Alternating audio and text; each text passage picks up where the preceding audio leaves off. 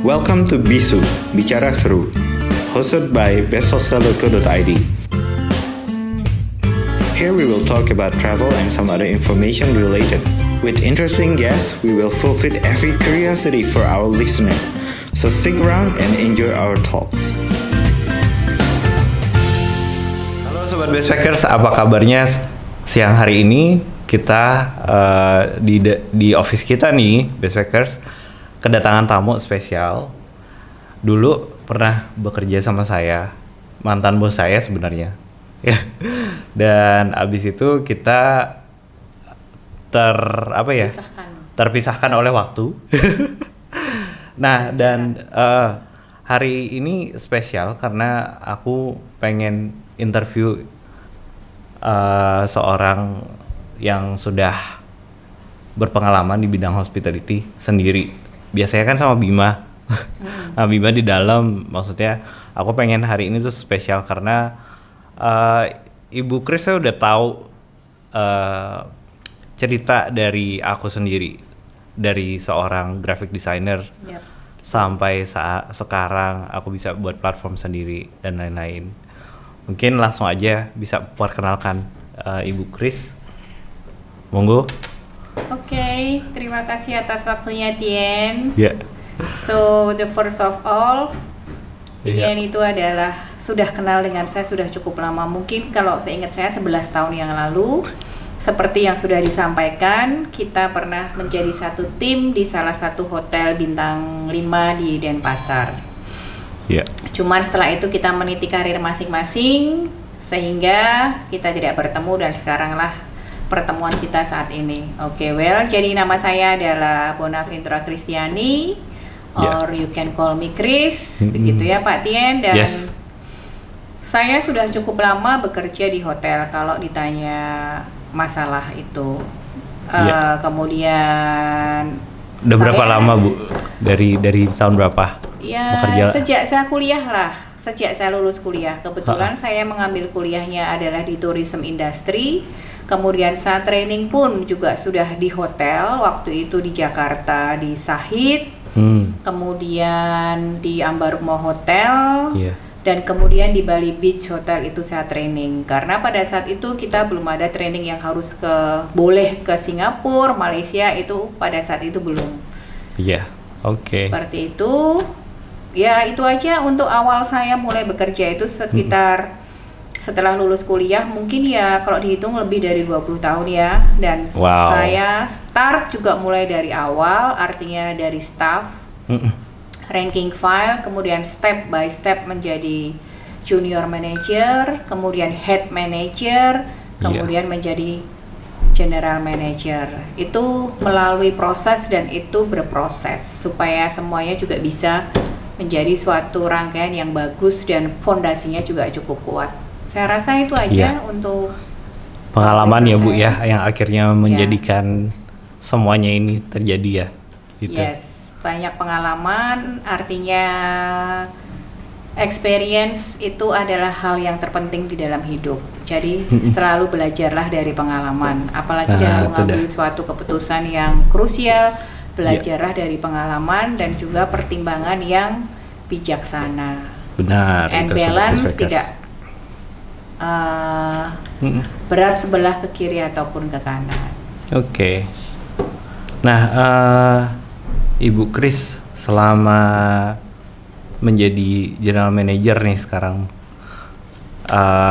ada gak sih struggle-nya Bu? Mungkin bisa diceritakan sedikit ke Sobat Backpackers. Iya, kalau struggle itu cukup banyak dan kemudian semuanya tergantung dari bagaimana kita menyikapi struggle itu. Apakah itu menjadikan kita beban ataukah itu membuat kita challenge supaya kita bisa melewati itu struggle. Karena kalau kita sudah melewati itu struggle, itu berarti menjadi suatu histori yang positif dan baik buat kita, dan juga itu menjadi suatu sejarah. Menurut saya seperti itu. Jadi, let's say kita punya struggle atau suatu hambatan, itu harus dihadapi, bukan dihindari seberat apapun itu. Itu menurut saya. It's in my opinion. Dan mungkin ini juga jadi sesuatu apa ya, kayak advice juga, mungkin bisa kasih advice ke teman-teman backpackers ya Bu ya, backpackers sorry, untuk gimana kalau misalnya ya kebanyakan kan teman-teman yang sekarang nih maunya serba cepat ya Bu ya, everything it has pada akhirnya semuanya harus ada waktunya ya. Iya, betul. Nggak bisa ada yang cepat gitu kan ya. Sangat betul sekali. Jadi semuanya itu perlu proses. Apapun itu perlu proses dan kita harus melewati proses itu. Itu the simple thing yang bisa saya sampaikan. Artinya di dalam proses itu banyak sekali yang bisa kita petik hasilnya. Dari event itu, bad experience itu juga bisa menjadi suatu pelajaran yang menarik buat kita untuk kedepannya. Dan kemudian menjadikan kita manusia yang menjadi lebih baik. Artinya pada prinsipnya adalah kita juga menjadi bisa lebih kuat, kemudian bisa menjadi manusia yang survive, keep fighting, dan tidak selalu demanding akan sesuatu hal. Benar itu juga. Yes, terutama untuk psikologis dan mental itu juga sangat perlu. Jadi salah satunya adalah jangan mudah menyerah. Dan kemudian maunya serba instan dan cepat. Itu pasti akan, menurut saya hasilnya tidak akan bagus kalau kita maunya semua harus instan. Karena semuanya berproses, dan proses itulah yang akan membentuk kita menjadi suatu manusia seperti apa, dan harapannya apa kita as a human. Ya Bu, Ibu sebagai general manager suka ketemu sama banyak anak muda gak sih yang kerja sama Ibu? Oh iya, anak-anak training sering. Gitu kan di hotel seperti apa gitu kan. Nah biasanya challenge apa aja Bu yang Ibu biasa dapatkan daripada mereka gitu? Challenge-nya itu begini, paling sederhana. Waktu saya bekerja awal, misalnya start sebagai sebagai staff, dan anak sekarang itu cukup berbeda. Yang tadi saya sampaikan, anak sekarang itu demanding dan menuntut. Belum apa-apa sudah asking yang lebih. Misalnya begini, saya karena mungkin merasa banyak itu artinya gini, saya merasa pintar, saya capable, sehingga saya harus menuntut ini untuk saya memulai bekerja. Tapi menurut saya terbalik, kita itu menuntut kalau kita sudah bisa membuktikan hasilnya, bukan di saat awal kita menuntut. Misalnya, saya mau bekerja di sini, tapi tolong saya harus dapat laptop dulu yang bisa saya bawa ke rumah, kemudian fasilitas-fasilitas yang lainnya. Menurut saya itu nanti. Mestinya kita harus fighting dulu, kita tunjukkan, setelah itu dengan hasil yang sudah kita achieve, baru kita akan menuntut, ini loh hasil kerja saya, boleh nggak setelah ini saya mendapatkan ini. Itu jauh lebih menarik dan lebih bagus. Dan yang kedua, anak sekarang juga gampang menyerah yang saya alami. Beberapa staff yang kadang-kadang misalnya dia struggle sesuatu, udah Bu saya resign aja. Loh, kenapa harus resign? Kan gitu. Resign sudah dapat pekerjaan belum? Belum, saya nggak usah kerja dulu. Gitu loh. Once mereka mendapatkan atau mengalami suatu barrier pekerjaan, entah itu tuntutan pekerjaan atau barrier apapun, sudah langsung hands up. Dan langsung, saya resign aja deh. Padahal kita sudah bilang, ngapain harus resign? Kan kita bisa perbaiki bersama. Intinya nggak mau susah. Gitu loh. Ya mudah-mudahan tidak semuanya seperti itu. Mungkin itu yang saya temui, tapi saya harap tidak semuanya young generation itu seperti itu. Benar sih Bu. Kalau menurut Ibu ya, wajar nggak sih Bu dengan perkembangan teknologi yang ada sekarang? Semuanya serba cepat, dan anak-anak zaman sekarang tuh maunya cepat juga Bu. Makanya itu kayak gampang, desperate. Desperate atau give up, What do you think about that? Ya itu tadi, artinya mungkin ada hal-hal yang bisa kita lakukan dengan instan, tapi tidak semuanya bisa dilakukan dengan instan. Ya kembali lagi dengan mungkin filsafat yang zaman dulu juga ya Bu ya. Tidak apa ya, maksudnya ya mungkin sekarang ada sosial media, semuanya serba cepat, tapi ilmu-ilmu yang terdahulu itu masih bermanfaat ya Bu ya. Sangat. Kesabaran, ketekunan, terus juga mungkin we have to think about it every day, Jadi hari ini punya ide apa, terus besok punya ide apa lagi, apa ya? You have plan to be plan atau apalah. Yeah, you have to be apa ya, konsisten. Iya, betul. Dalam bekerja ya Bu ya. Betul, Gitu betul. sih. Betul sekali Pak. Jadi ada yang bisa kita lakukan dengan instan, tapi ada yang bisa tidak kita lakukan dengan instan. Contohnya suatu position menurut saya, karir kita misalnya. Once misalnya karirnya dimanapun Anda, tidak harus dengan saya di perhotelan, mungkin di segala macam bidang lah ya. Let's say, kenapa harus selalu saya instan mau jadi manajer setelah harus menjadi head department atau something, tidak mau langsung jadi staff. Walaupun mungkin saya merasa saya kuliah dari lulusan luar negeri, atau saya kuliah di universitas yang hebat, tapi itu adalah a part of theory. Secara praktikal kita juga harus belajar, karena beberapa pengambilan keputusan itu harus dilaksanakan dengan bijaksana. Jadi artinya juga nggak bisa untuk menduduki suatu manajer itu harus dalam waktu instan. Itu pasti nantinya juga akan ibaratnya pondasinya tidak akan kuat. Artinya akan rapuh once kita ada suatu masalah atau barrier atau struggle, ya pastinya akan sedikit hands up dan juga membuat kita menjadi stres. Something like that. Gampang ke atas ya, gampang juga turunnya ya Bu ya. Menurut saya begitu. Jadi ya memang harus menikmati prosesnya yang pas dan proporsional. Oke. Hari ini Ibu bertemu dengan saya. Saya menjadi seorang CEO, founder dari Best Hostel Indonesia.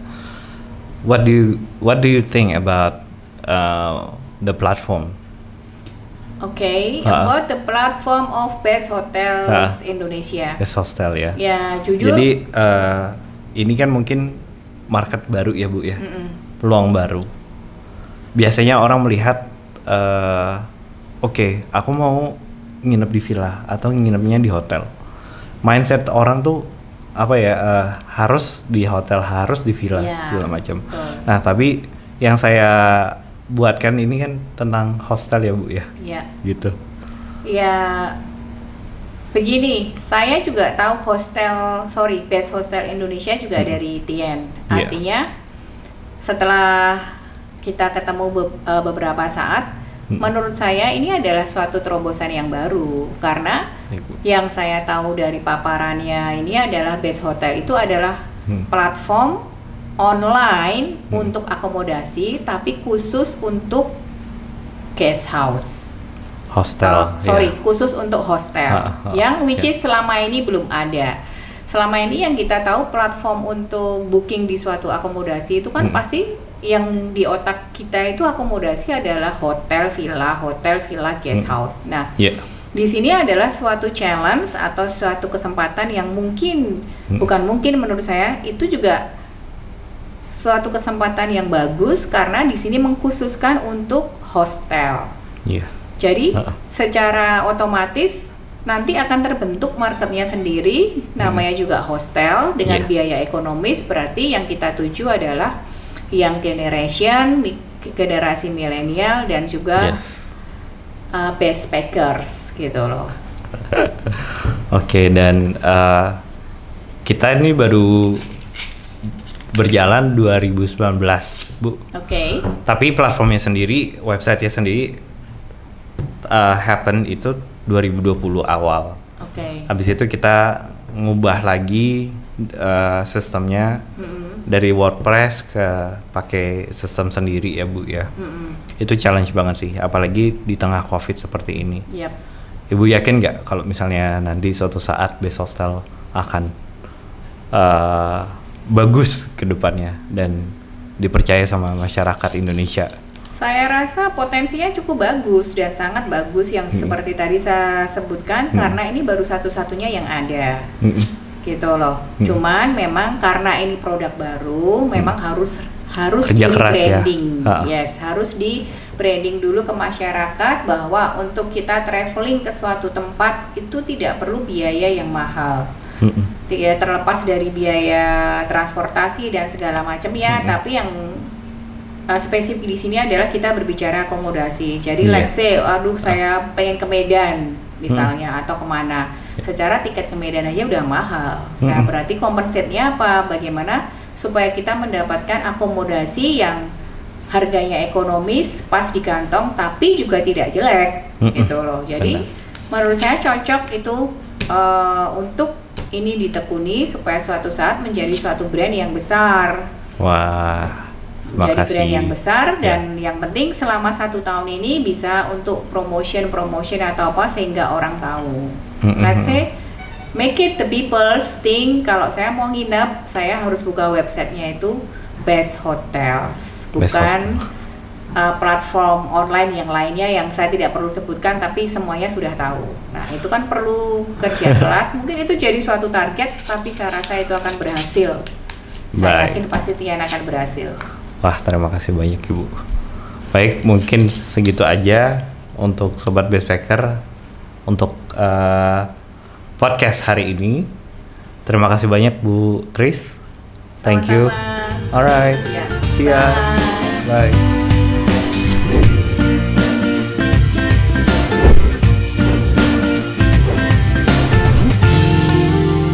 Basostels.co.id